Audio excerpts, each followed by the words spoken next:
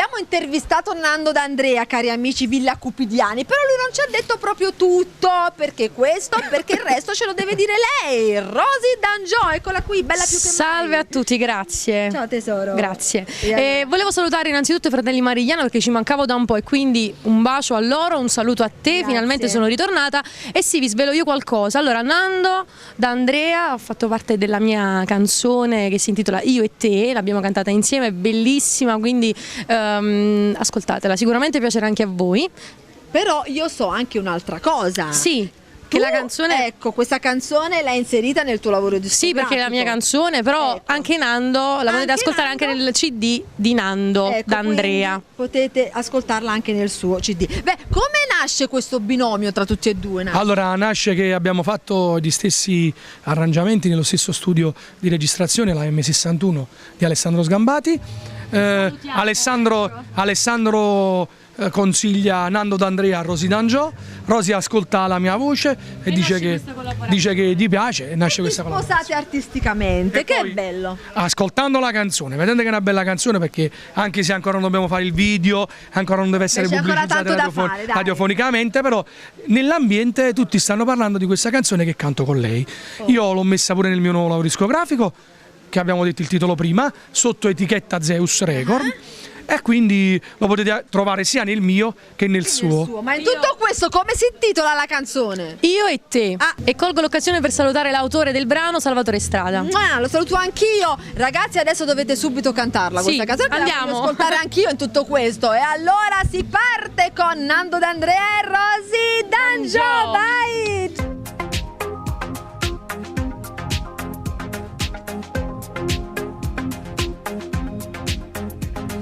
Senza vedere, sta vita fosse niente dentro me, tutto quello che sento, amore, passione in tuo cuore per te. Solo tu, l'amore mio è più grande, unica, sia cosa più importante, luce negli occhi che guardano a te.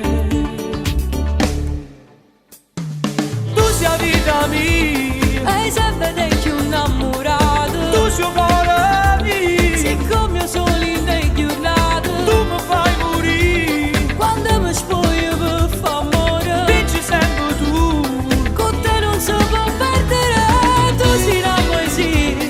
e tu l'amore